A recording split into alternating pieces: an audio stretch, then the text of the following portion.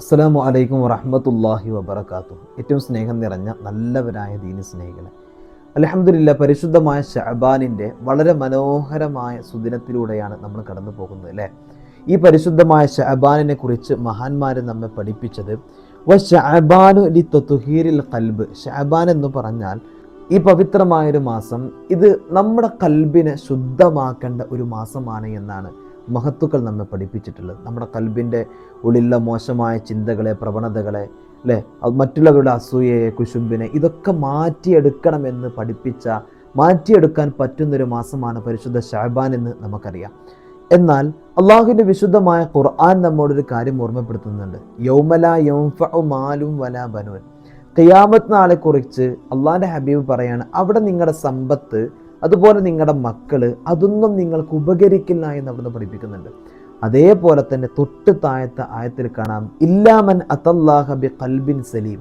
അല്ലാഹു തആല പറയാണ്, ആ പരലോകത്ത് വിജയിക്കുന്ന വിഭാഗം എന്ന് പറയുന്നത് സലീമായ കൽബുമായി, നന്മയാർന്ന കൽബുമായി ആരാണ് വരുന്നത്, അവർക്കാണ് അവിടെ വിജയമെന്ന് അള്ളാഹുവിൻ്റെ വിശുദ്ധ ഖുർആൻ നമ്മെ ഓർമ്മപ്പെടുത്തുകയാണ്.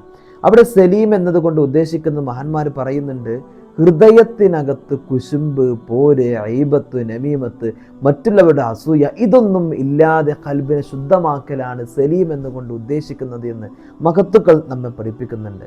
അതുകൊണ്ട് വളരെയധികം മനോഹരമായ ഒരു മാസം ഇത്. അള്ളാഹുവിൻ്റെ മുമ്പിൽ നമ്മുടെ കൽബിനെ ശുദ്ധമാക്കാൻ വേണ്ടി അള്ളാഹുവിനോട് ചോദിക്കേണ്ട ഒരു പവിത്രമായ മാസമാണ് എന്നെൻ്റെ പ്രിയമുള്ളവരെ നമ്മൾ മനസ്സിലാക്കണം.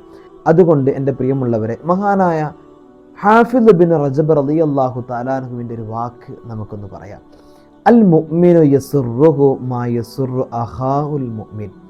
ഒരു യഥാർത്ഥ മുഅ്മിൻ എന്ന് പറഞ്ഞാൽ തൻ്റെ ജീവിതത്തിൽ ഒരു വിശ്വാസിയുടെ സന്തോഷം വിശ്വാസിയായ സ്വന്തം സുഹൃത്തിൻ്റെയും സന്തോഷമാകുമെന്നാണ്. യഥാർത്ഥത്തിൽ മുഅ്മിൻ എന്ന് പറയുന്നത് അതാണ്.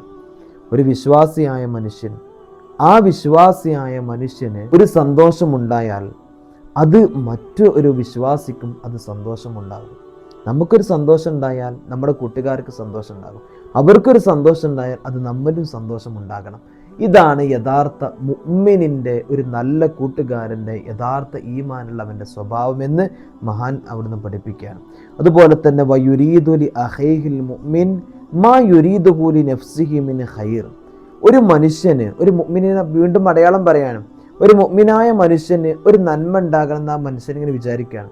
ഒരു നല്ല വാഹനം ഉണ്ടായിരുന്നെങ്കിൽ, അല്ലെങ്കിൽ ഒരു നല്ല വീടുണ്ടായിരുന്നെങ്കിൽ, അപ്പം അതേപടി ചിന്തിക്കുന്നത് എന്താ, തൻ്റെ സുഹൃത്തിനും അതുപോലെ ഉണ്ടായിരുന്നെങ്കിൽ, തൻ്റെ അയൽവാസിക്കും അതുപോലൊരു വാഹനം ഉണ്ടായിരുന്നെങ്കിൽ, അല്ലെങ്കിൽ തൻ്റെ കൂട്ടുകാരനും അതുപോലത്തെ ഒരു വീടുണ്ടായിരുന്നെങ്കിൽ, ഞാൻ ആഗ്രഹിക്കുന്നത് അവർക്കും ഉണ്ടായിരുന്നെങ്കിൽ, ഇതും ഒരു മുഅ്മിനായ മനുഷ്യൻ്റെ അടയാളമാണ്. എന്നിട്ട് മഹാനവറുകൾ അവിടുന്ന് പറഞ്ഞു, വഹാദാ കുല്ലുഹു ഇന്നമാ യഅതി മിൻ കമാലി സലാമത്തി സദ്ർ.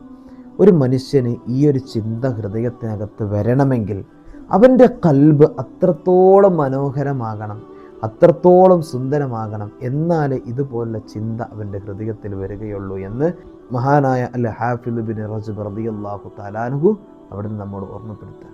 അതുകൊണ്ട് നമ്മുടെ കൽബിനകത്ത് ഈ ഒരു ചിന്ത വരണം, അതിനെ നമ്മുടെ മനസ്സിനെ പാകപ്പെടുത്തണം. അതിന് ഉതകുന്ന മാസമാണ് പരിശുദ്ധമായ ശഅബാൻ. നമുക്ക് ഉപയോഗപ്പെടുത്താൻ അള്ളാഹു തൗഫീഖ് നൽകട്ടെ.